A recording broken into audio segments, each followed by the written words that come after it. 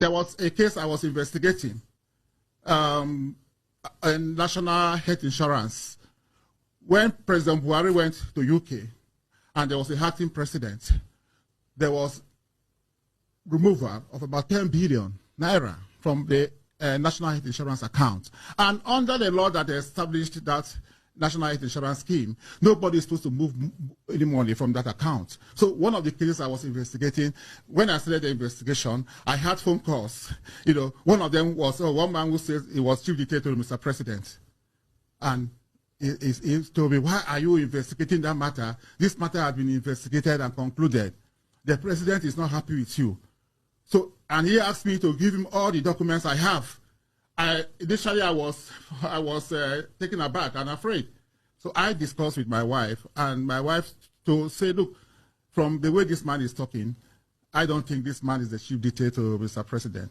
So I now called one of my aides, who is from Adamawa State.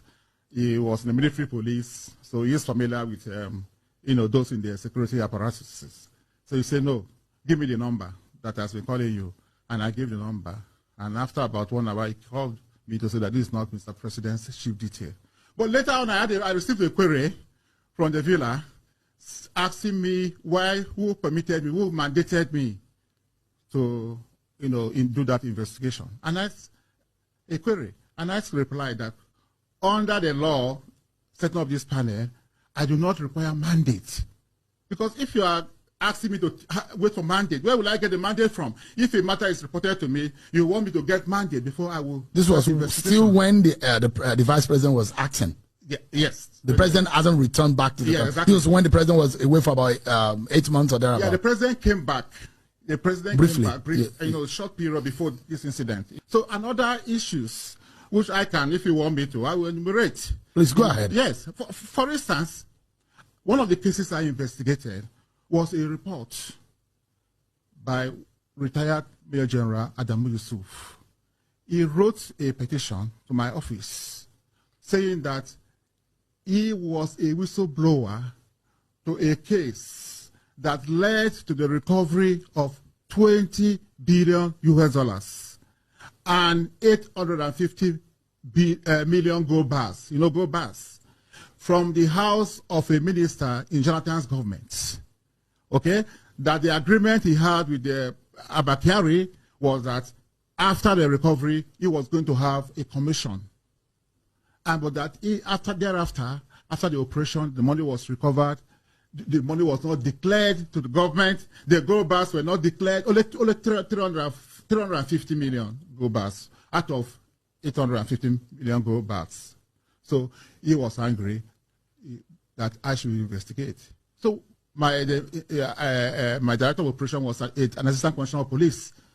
He led the investigation, interviewed almost 7 persons and some other about 7 people, and they all, testified to the effect that that money was recovered, that they were there in the house when the government team came to recover that money. Which agency of government took? I think it was DSS. DSS yes, that took, and who had the custody of the gold bars and the money? Well, I wouldn't know, but he alleged that his commission was not paid, that the people who went to recover the money should be in custody of the money, that he believed that the money was not declared to government, or they under-declared. They didn't declare the $2 billion, but they declared 450 million worth of gold bars. So we investigated, and I saw that, look, this thing is very messy. I can't go to the villa and arrest the Abba Kyari, because every finger was pointing at him. The former chief of staff. Exactly. And there was this case of somebody will recover 80 S-Class Mercedes-Benz car, brand new, houses, farms, motorcycles, and so forth. In a house in Jabi, under information, we got intelligence, and we went there, we saw all those things. I wrote to the customs, the DG of customs, do these people pay custom duties on these vehicles? 80 brand new S-Class, armored plated. The CG of customs said no, they didn't pay. I wrote to Federal Inland Revenue Service. Did these people pay tax? If you are importing, if you have this kind of vehicles, if you have money to buy this kind of vehicles, they should pay enormous tax to the Nigerian government. They said no, they don't have any record of them paying tax. So we went to court. We got an order of official And then the court asked us to, we should take custody of those things, interim for official, pending the hearing of the case. So I did a memo to the Attorney General to brief him of what we were doing. But later on, the Attorney General said that all the cases are investigated. They never mandated me. One of them was, came through Panama Papers. You know about the Panama Papers? Mm-hmm. A Nigerian senator, former military governor, was mentioned that he has properties in offshore islands. Since I didn't have the structures to investigate this issue, which is overseas, I went to the DG, NIA, said, look, please, let us work together to do this investigation. And they did the investigation. The report was sent to me. I sent one to the president and I sent one to the Attorney General that this man has over 200 million pounds in the offshore islands. A former governor, a sitting senator. He's no longer in the Senate. No, at the time. At that time, he was a sitting senator. But he had been president of the Nigerian Senate. But nothing happened. Not till today. What of the $69 billion? I got a letter, I didn't prompt them, from an American law firm saying that they have assets or access to a bank account in Texas that has over $69 billion US. Proceeds from stolen crude oil. And the 9 billion, 69, the proceeds from the crude oil is 60 billion. The 9 billion is, they mentioned the name, Patrick Aziza, who was National Security Advisor.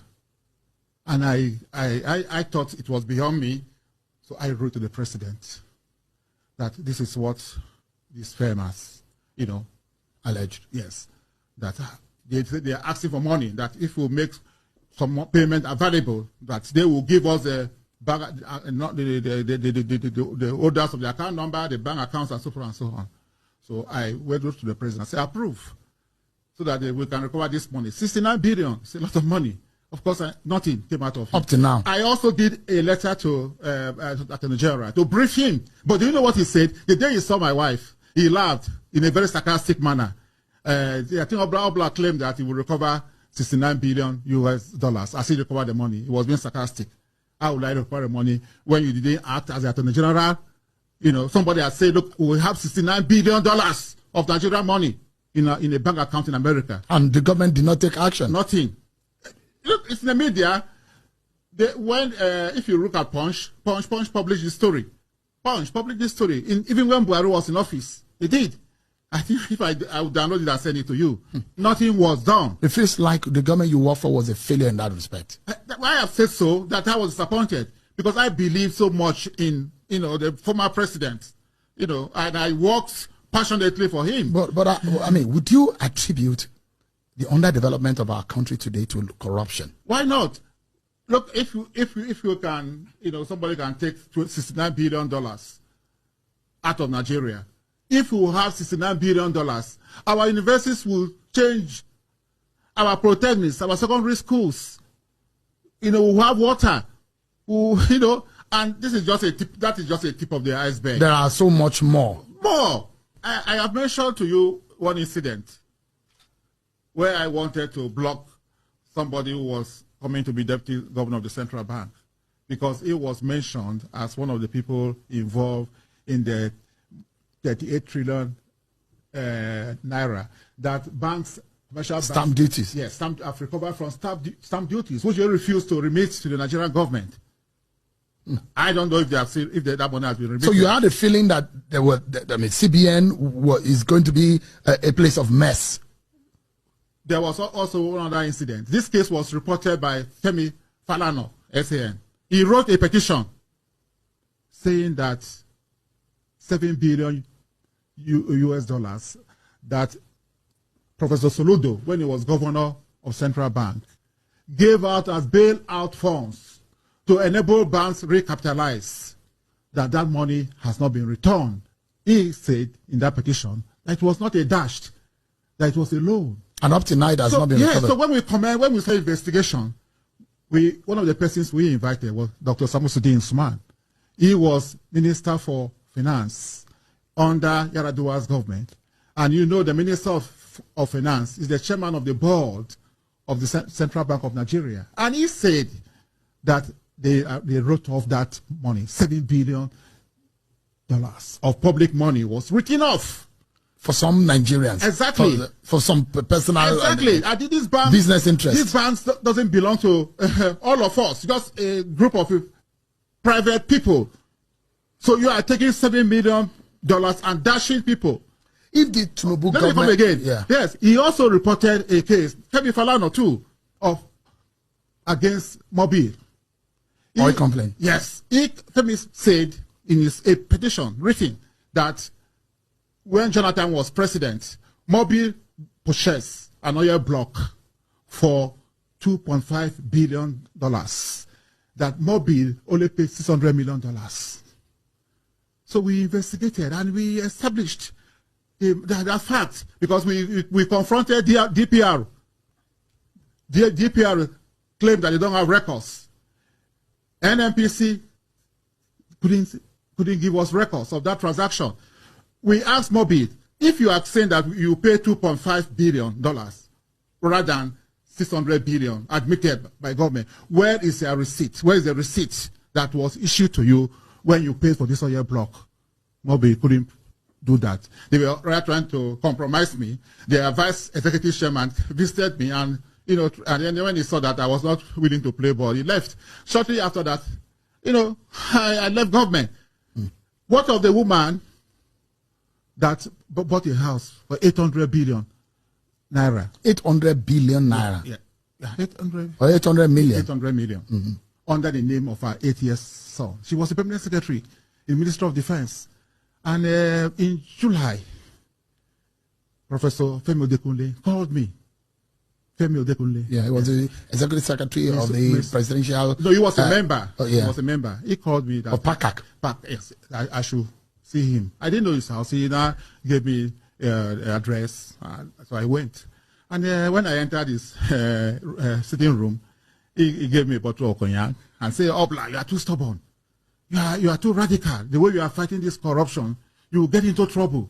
That woman is friendly with very powerful people in Nigeria, and you are investigating her. They mentioned the husband, who was a minister in Obasanjo's government, that I should go and drop the investigation. I said, Prof, look, the people wrote a petition. If I drop the investigation like that, they will go and say that I have been given a bribe. I have been given a bribe. I said, I will only drop the investigation when I see an assets declaration form. And then I requested for asset declaration from Code of Conduct Guru. Then I saw that she didn't declare that property as, when she was appointed permanent secretary. Because the law says if 3 months after your appointment, you have to declare your assets. Then when you are leaving office, you also have to declare office. That is why I was telling you I'm clean. Anybody who has stolen money, anybody who has acquired property, if you look at his assets forms, you will know. You will know. So that's how that case died. When just after 1 week, I was removed. But Odekunle warned me that the way you are fighting, you are too radical. Why are you too radical? I told him, look, Prof, if you want to fight corruption, you have to be radical.